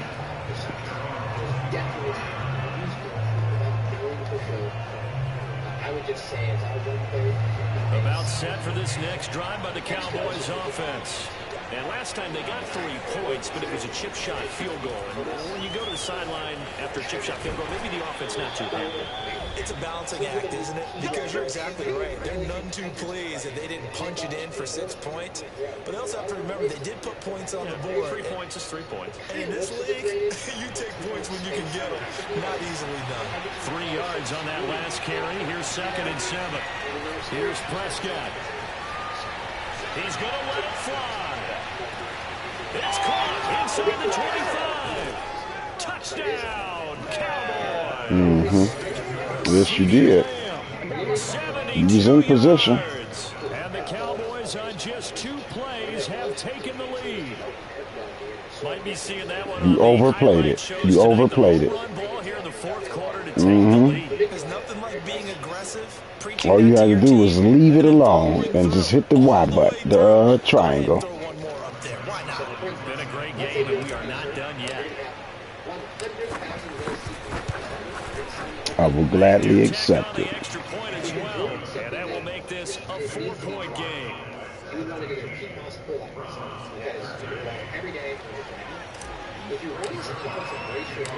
Now after the touchdown, it's Zerline. He'll kick it away. Yeah, all you would have to do is maintain the clock. And that one will bounce out of the back of the end zone, so we will start here at the Make conversions.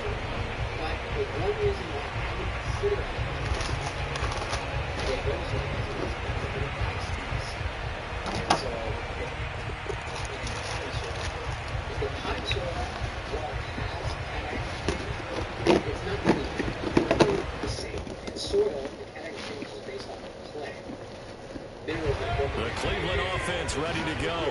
And they're hoping to redo their efforts in the last drive when they got into the end zone. And just think of what it's like now on the sideline. Because when you score a touchdown, you have to go over and look at the tablet and see what you did on the last drive. When you score points, it's a lot better view than when you're trying to figure out how to fix things there. But they picked up a little bit of yardage there. And now, in this situation, should be in no hurry to run a play really fast. Let the clock wind down. Line of scrimmage, the 37 on 1st and 10. Mayfield to throw.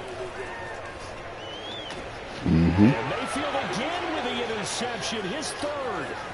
Picked off by Trayvon Diggs. And he'll get it all the way down inside the 35-yard line. When you talk about making winning plays, that is a winning play at this stage of the game. To come up with that interception, huge. I like how you identified that because most people think winning plays are the offense trying to get it done. In this case, nursing a lead, they found a way to make a play on that side of the ball and maybe finish things off.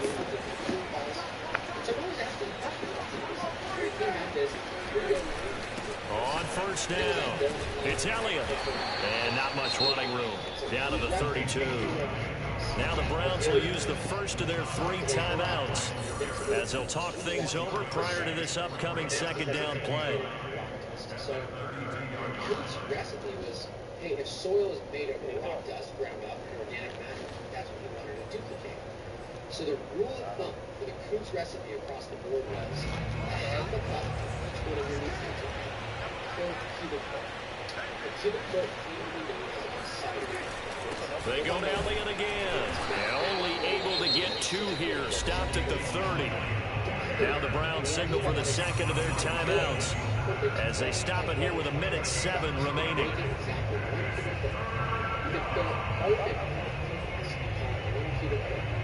Then you can just press it down with the hands. And now, is that really a cubic foot, or is there room for more? So they got to get to the 23 here on third. if you have a half cubic foot for each one, Prescott to throw. that's the thing we like to see. And this is caught at the 8. And he's across for the touchdown. Mom Dukes in the motherfucking house.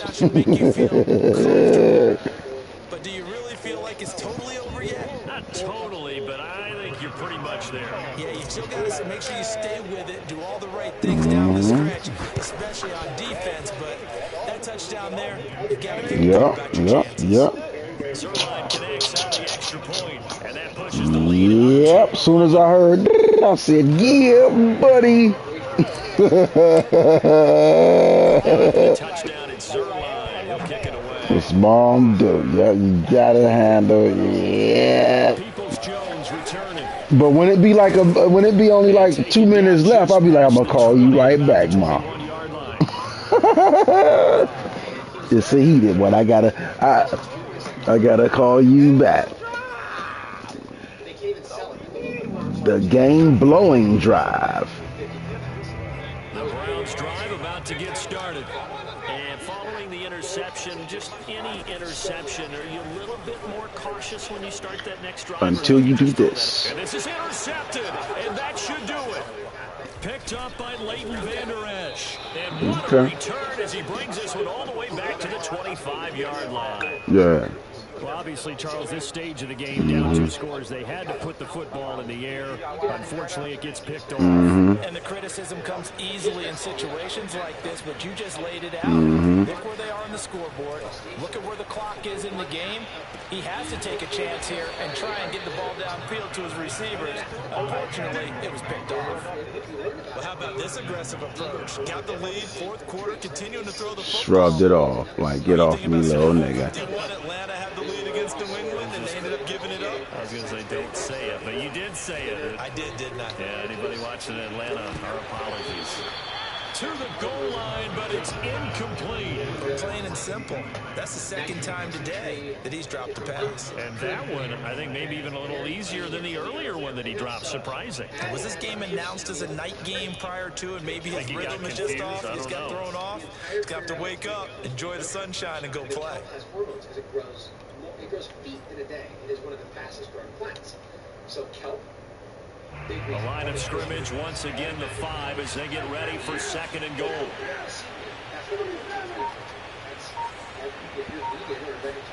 Well, Prescott here to throw. And he'll go underneath here to Elliott. Touchdown! Ezekiel Elliott, a 5-yard touchdown. And the Cowboys use the short field to their advantage as they cash in for 6. Yeah. I hate when a motherfucker do that to me in a league game. And the lead is up to 18 now.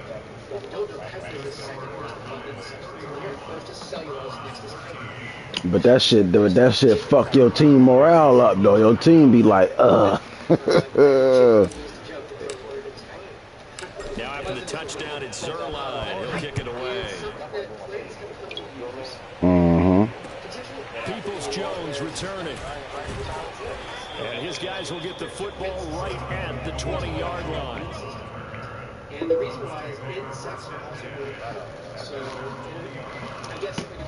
what was that motherfucking play that you had picked? What formation that motherfucker in? That PA shot post or some shit. So his recipe is simple, but arguably not simple in his choice for one. So to keep it basic, half a cup of crustacean milk, half a cup of cup milk, half neem seed meal. Same thing, just words. That's 1.5 cups of total amendments per cubic foot. A lot of people just double that, thinking single back bunch. Oh. The Cleveland offense ready to go. This is just an exercise in futility. Do you even bother running a play here offensively? I wouldn't, because now is not going to erase what's happened during the game. So after it's over, you're going to go to the film, find out where the game was really lost. But this is not a situation now where you're going to make up for anything. We'll see what they do here.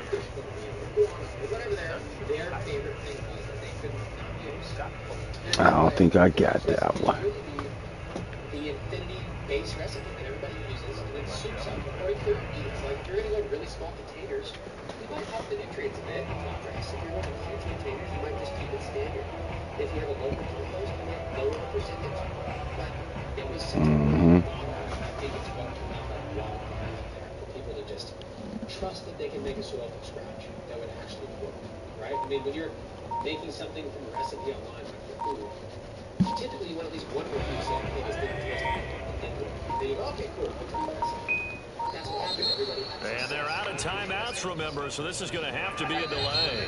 So this one will end in a victory for the Dallas Cowboys. And they were buoyed, Charles, by a big second half that put this one on ice. So you get the sense that whatever was said at halftime obviously hit home. I think it's a little bit more than that, though. I didn't abandon my... Hey, come on, guys, we have to play better.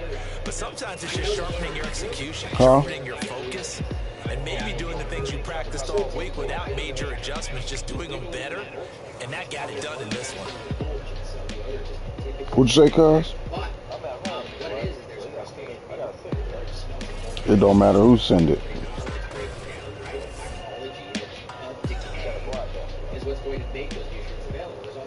Say it again. I don't know. Is it a rule to broadcast? I always broadcast.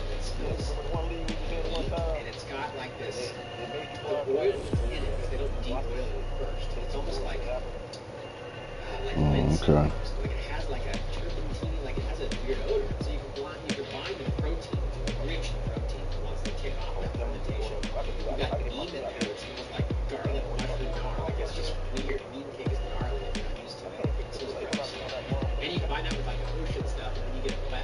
What'd you say?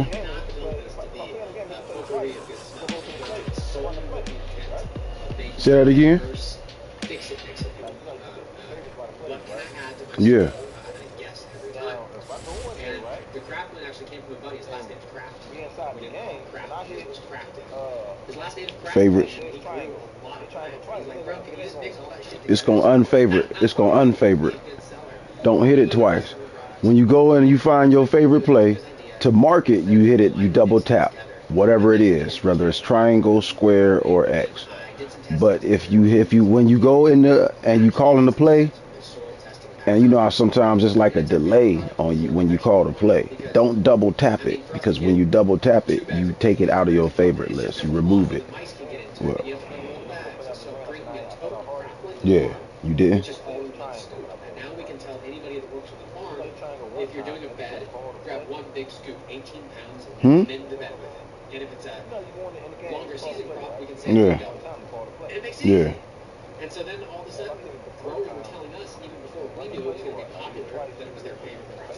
And so when you're researching amendments, we mentioned a half cup. No, it's going to favorite the play if you click it twice real fast. Then you just tap it one single time.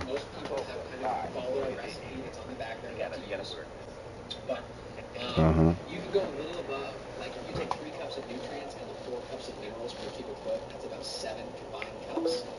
I would say be less than that with the Kraft, because it's not as high a percentage of minerals that you made the Coots mix from scratch.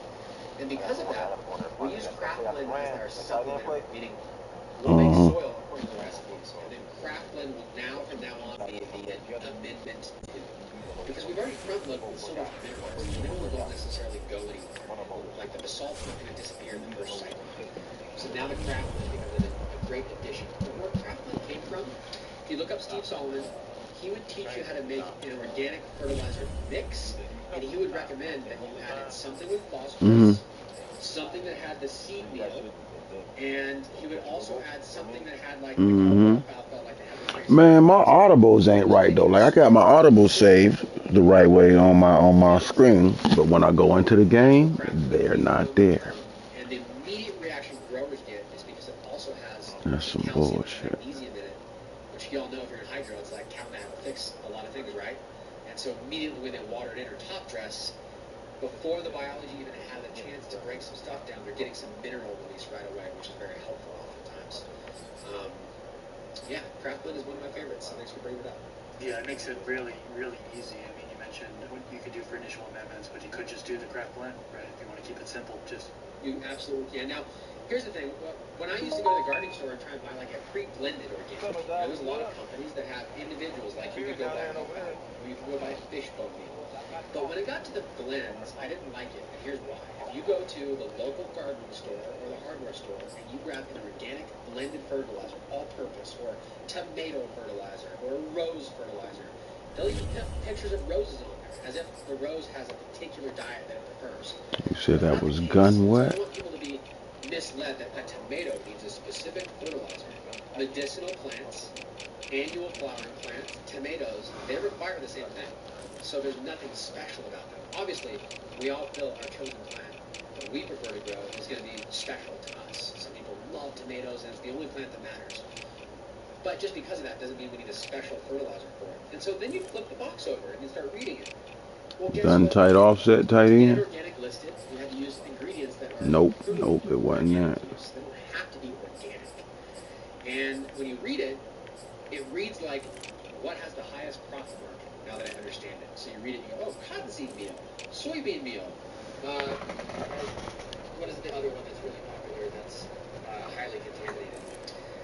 Cotton and soy are two of the big ones, but then you'll see bone meal and blood meal and all these waste sources. So essentially, if you're a fertilizer manufacturer, you'd be like, hey, you got some waste? Can I have it for free? Perfect. And you clean up shop for it, give it for free. That's how a lot of these fertilizer businesses came to be. And so when I'm reading a box that says cottonseed meal, magnesium sulfate, bone meal, I'm just reading cheapest shit on the market with the widest profit margin. And when you think about cotton, it's not fed to animals, so it can be literally sprayed at harvest to make clothing.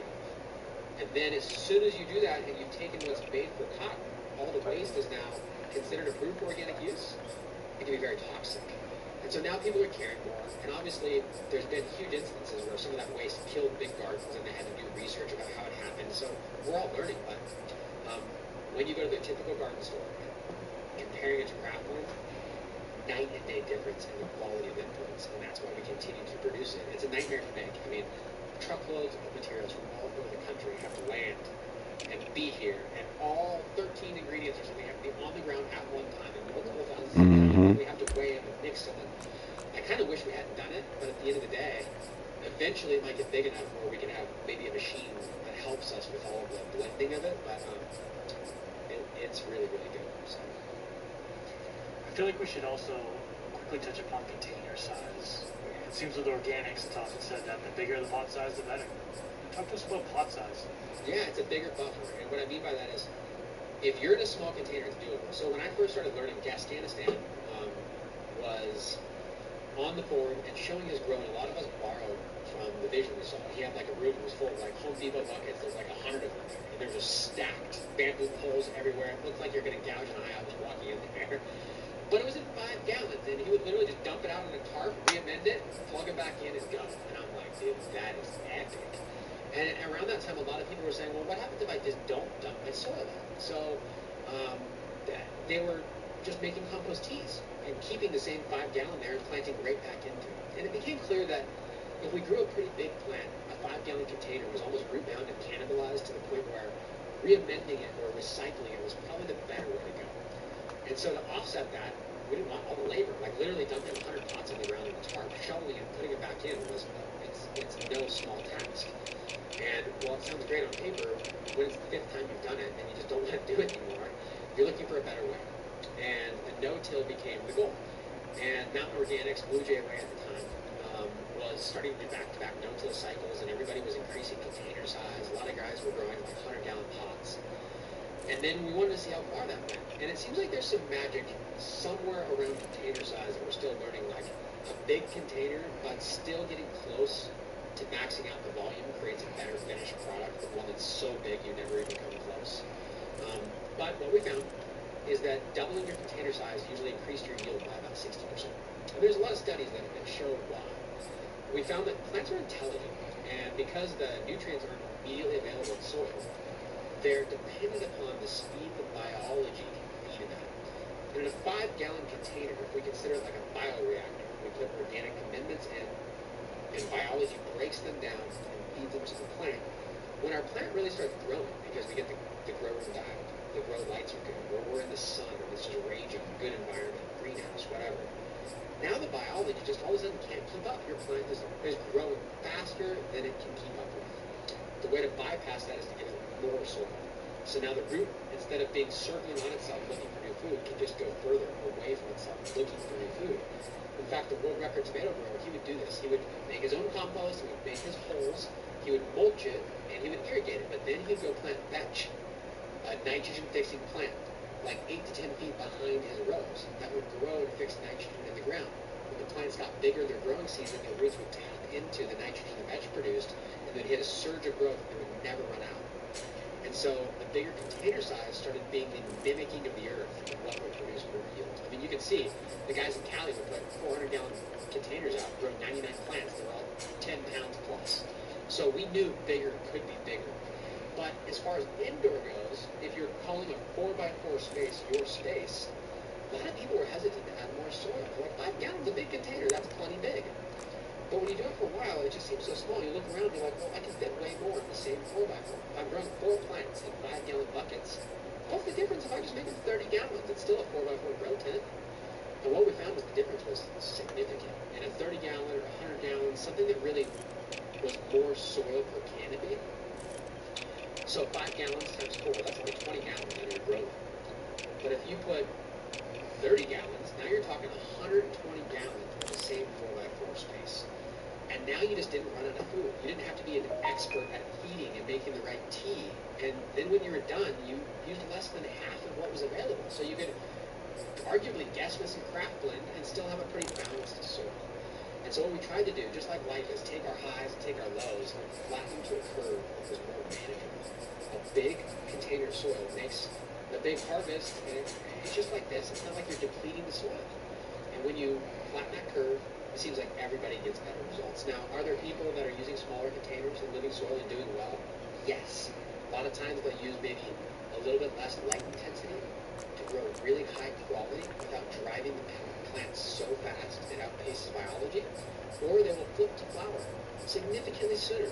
Or they will put it out in the patio when it's just a small tomato plant. They're basically not trying to overgrow what they're using. And so I think in living soil, what we need to do is picture the final size of our plant and try and match the soil somewhat similarly to that. As above, so below. And there's no breaking that rule when it comes to organics. So to fill a 4x4 canopy completely, full of yield, I think the best way is to build. I think my opponent about to be ready. He just walked in the house. If you really don't know about watering, you can easily underwater or overwater a 100-gallon plant much easier than a 5-gallon. A 5-gallon or a 10-gallon, you can lift it. You can go, ooh, that's way too heavy. Even I can tell that. I'm brand new, but that seems heavier than day one. That's probably as close. He in Texas. He said they had an ice storm. 30s, you're kind of slapping them and lifting them and like, I don't really know. And so then it becomes that you must know that your watering style is working. And we have some rules of thumb for that, but that really does determine your container size. A lot of people will ask me how to choose their container size, and I always recommend maxing out as much. Do you know how to make your playbook? The caveat is yeah, you need to do that though. I love doing 15 to 30 gallons times 4. Straight up. Roll with you through that one day when you got some time. I can have some airflow where the tent's not right on my grow container. So a 5x5 tent would be great for a 4x4. But these are rules of thumb. You can break every one of these rules. The reason why experts can break rules is they know the consequences of that and offset it. So if you're in a small container, that's all you can do. Keep your light intensity a little lower. Keep your plants in the spot before you go to the flower.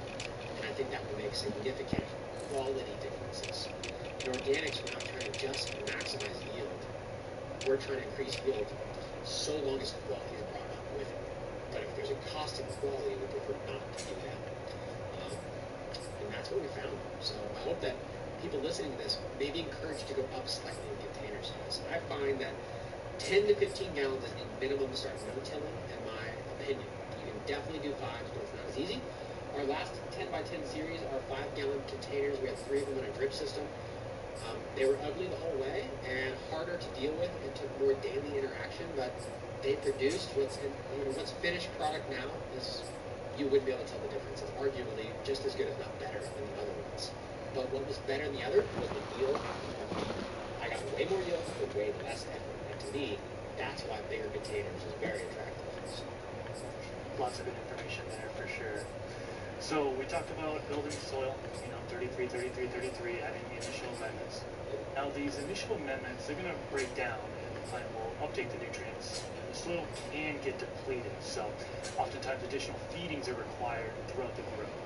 When does the first feeding typically, I know it's going to depend on pot size and stuff like that, but generally speaking, when do you first look to do that first feeding and what does it consist of? So there's a couple ways to look at this. When we first started, most of us had bare soil on top, meaning no mulch, no top dressing, just a rich organic soil that we mixed according to these recipes, put it in the container, and you go. And what we would all do is, before the plant showed any hunger, just maybe once a week or a few weeks after we got started, the plants were visibly growing happily and we know they're stable now. Then we just brew compost teas. And back then, Microban, Tim Wilson, great guy, totally transparent with him. He would geek out. He'd be like, you need 1.34% of this and what. So we were all trying those recipes, and essentially the most basic recipe was worm castings, molasses, we bubbled it for 24 to 48 hours. Water. Yeah, I do need to do that. Two things that happened. One is we made a lot of microbes, and when we poured them in the soil, even if they did nothing but die, their dead microbe bodies would feed the soil. So it didn't have to be perfect. And then, the molasses has some trace of Tap X. and the compost. Or don't hold it down. So making these compost teas once a week or so usually got great results. Mm. And so what we started to find out is in organic farming, you would apply what they call side dress or top dress. There's some implications to what that meant, but essentially, the way the forest does it, if we're trying to mimic nature, is the forest drops all its leaves, and it slowly starts to break down, and animals die, bugs die, and everything, and that is eventually feeds the soil. It takes time. And fungus is what really built our forests here, built our soil, and worms eventually kind of took over, and they're now part of that process, but they were an invader. Either way, worms build soil, fungus builds soil, and so when we started looking at how we would want to feed it, we said, well, how would we make it nature? I mean, no fertilizer salesman's going to the redwood forest and saying, hey, you need a little more nitrogen to grow 200 feet taller. It just happened. And so in a living soil, we started thinking, instead of mixing it in there where it has to be accurate or it could be too much, what if we just started pouring it on top? And I got to tell you, at that time, everybody was doing the opposite of nature. It was crazy. So they were doing subcool. And subcool was a great idea. You would mix a really potent soil with tons of nutrients. And since it was just off the chart, full of nutrients, you couldn't really plant right into it. I mean, some plants maybe, right? But some of these landracey plants, they just did not want the nutrients. So what you would do is you would put that at the bottom of your pot, this spicy, rich soil. And then you put a really light soil, no nutrients, on top. The idea was you put your plant in, and it doesn't go into the hot nutrients until it's ready for it. And then it's balanced. But nature does it the opposite. It has all of the minerals and water down below with no nutrients. And it pours all the nutrients right on top and slowly decays them into the soil. And so as such, the plants have actually developed this feeder root system that lives up top to eat the food, and it develops these water tappers that go down to get water and minerals deep from the earth, depending on Yeah, I've seen one where you can pitch it to your receiver, then he can pitch it back to the QB. But once you put them in that 15-gallon pot, let's say, or your homemade 3-part recipe, and you put the plant in there, you could literally top dress some crackling or your homemade version, put some more worm castings on there, and cover it with mulch. Put a few worms in, and you can do that day one. And the reason why, like if you buy Fox Farm, they say don't feed it for a few weeks, is it's already charged with food. Where in our soil, it's charged with amendments that are going to take time to break down. And so we want that to be there, and it's a balanced amount. But when we put stuff on top, we're day one creating the boundary to create the forest. It's eventually going to start adding food. Hope we pass through the ice storm by the fucking Friday. It's going to go, oh, where my food is. It's going to start reaching up to the top. Putting feeder roots up there, especially if we mulch. Oh shit. Here, I'm good. And then you can eat it right from the top. Yeah. And when you develop this is game changer. My wife gonna be tripping about driving her car to work. I do not want to drive my car to work, period. But I got better tires, I believe. It became shady. The light wasn't hitting it. The worms would go right up to it. The fungus was growing. And all of a sudden, the feeder roots would literally set up shop and it went. The next time you top dress, you could see the roots like literally magically. And they would start to work on the top dress with the days. So all of a sudden, it became, 3 weeks ago, organics too. Well, if I build from day one this feeder root system, I could go top dress every couple of weeks if I want. They're going to make immediate good use of it. And if anything's left over, well,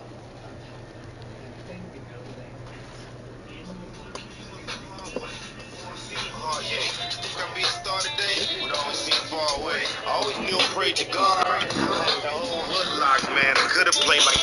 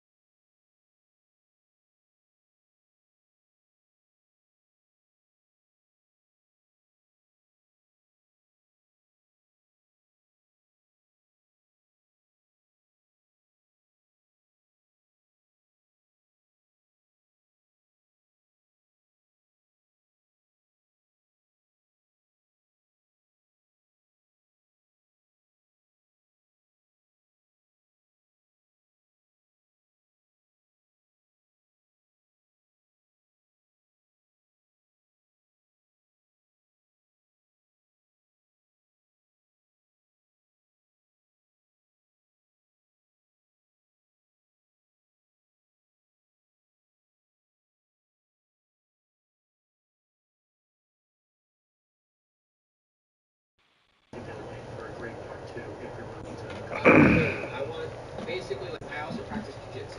One of the things I learned there is that the black belt, to be the best teacher, he literally has to teach the fundamental basics every day, over and over and over again, because that's all that matters. When they win competitions, oftentimes it's Alright, my opponent is ready. I'm about to hook my broadcast up. require getting their black belt. They're learning the nuances of shit that just doesn't really help them get any further. And so because of that, I would be honored to do more of these with you, and hoping that maybe instead of me saying it over and over again, they could just go to the episode and watch from different people. And what I've also learned from jiu-jitsu is that just because one black belt told me, doesn't mean I don't want to hear it from a dozen others that might describe it differently, help my brain understand it fully, connect it with the